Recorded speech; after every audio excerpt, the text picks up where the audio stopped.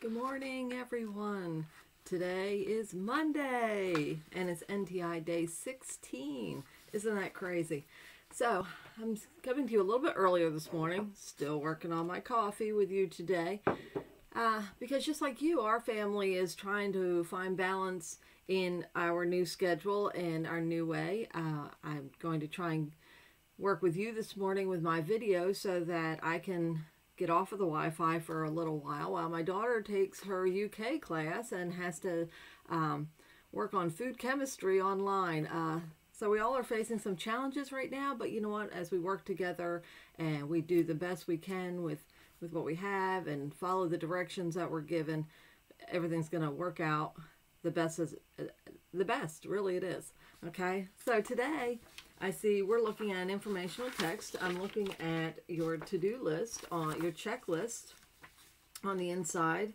And today's mini lesson, it says for reading, read about genre. A genre, remember, is what? Right, a type of writing or reading or book or article.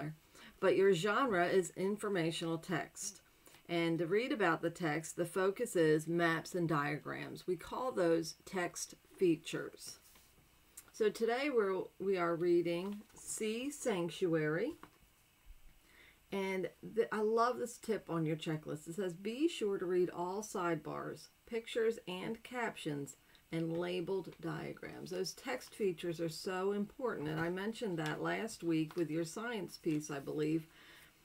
Now, when you're looking at informational writing, they can give you lots of information in the text itself, but when they go out beyond the text into those diagrams and maps and pictures, they can give you so much more and give so much more information and understanding. So today we're reading the informational text, and what is that? We always find that on the side here. Such as this science article gives factual information about a topic organized around main ideas and supporting details.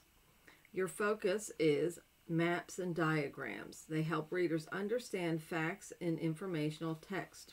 What information does the diagram on page 734 add to the text of this selection? Well, I guess we'll find out when we get to 734. There's a lot going on that page. Maps are basically illustrations of areas, and diagrams are visuals showing ideas. So it helps all of us. Some of us need to hear what we're learning. Some of us need to see what we're learning, and this kind of rounds that out a lot.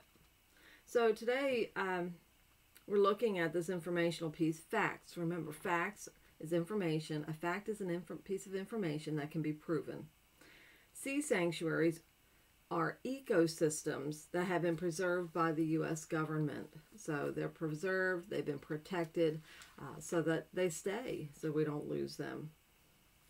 And today we're looking at the Monterey Bay National Marine Sanctuary that is on the Pacific Ocean. The Monterey Bay National Marine Sanctuary covers more than 5,300 square miles.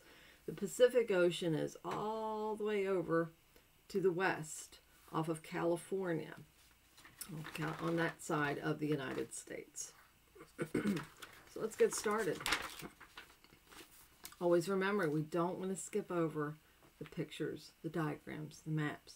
And we have a great picture. I wish it copied better for you, but this is a sea otter. Sea otters are great fun. And I know a lot of you got to go to the Cincinnati Zoo last year, and they have some wonderful sea otters there. I love to watch them. They love to play. This sea otter is floating on its back, which is something that they're really good at. A sea otter finds plenty of shellfish to eat in Monterey Bay. These animals suffered a drop in numbers because of being hunted for their fur in the early 1900s. Now they are slowly starting to return to the area. They float on their back because they can hold whatever they're trying to eat on their back and maybe take another thing and bang it to try to crack it open. Like if they have a clam, they want to take something and bang it to crack it open so they can eat what they have. They kind of use their chest like a table, a floating table, I suppose. Okay, here we go.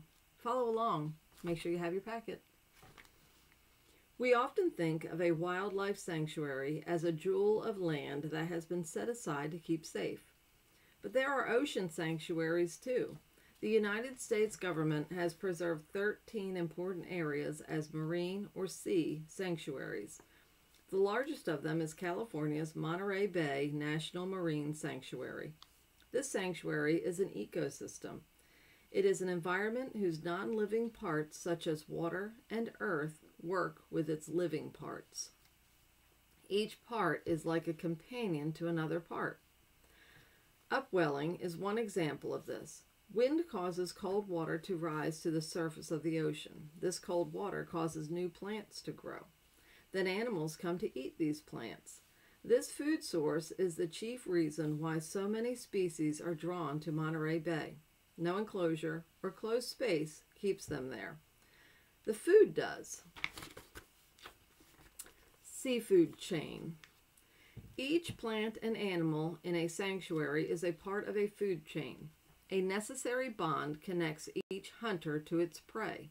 The need for food is why a hungry orca might charge at a sea lion. It is the same reason a sea lion might leave a rockfish exhausted after a chase. One animal depends on another for life. Flower garden banks. Coral reefs and ocean waters are inseparable. Coral reefs can be found 110 miles off the Texas and Louisiana coasts. They are protected by the Flower Garden Banks, a 36,000-acre marine sanctuary.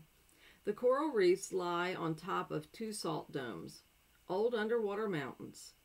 Today, Flower Garden Banks Sanctuary is home to 23 types of coral.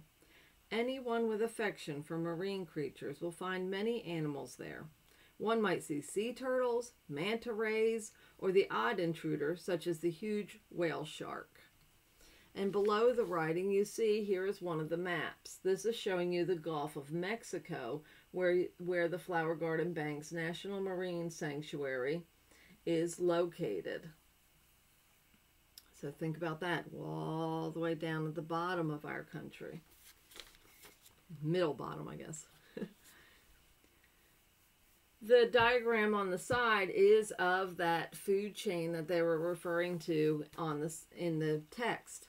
And it says, and I'm going to read it because I know some of it came off and I've written mine in so that I can help you with that. Predators and prey. A healthy environment keeps each member of the food chain well fed. Orcas eat sea lions. Sea lions eat rockfish. Rockfish eat krill. Krill eat tiny plankton. And so we have an orca, then the sea lion, the rockfish, the krill, and the tiny plankton. And there's your complete sea food chain.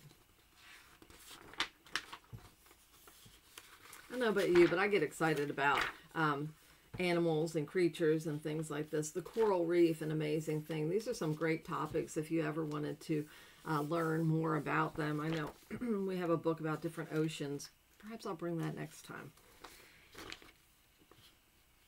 So I hope you have an enjoyable day. The Eastside staff is hoping to get out and drive around town a little bit, give a little wave. So if you're at home, just stand out. Don't get together with your neighbors. Keep that distance. Remember, we're trying to keep everybody away from this virus.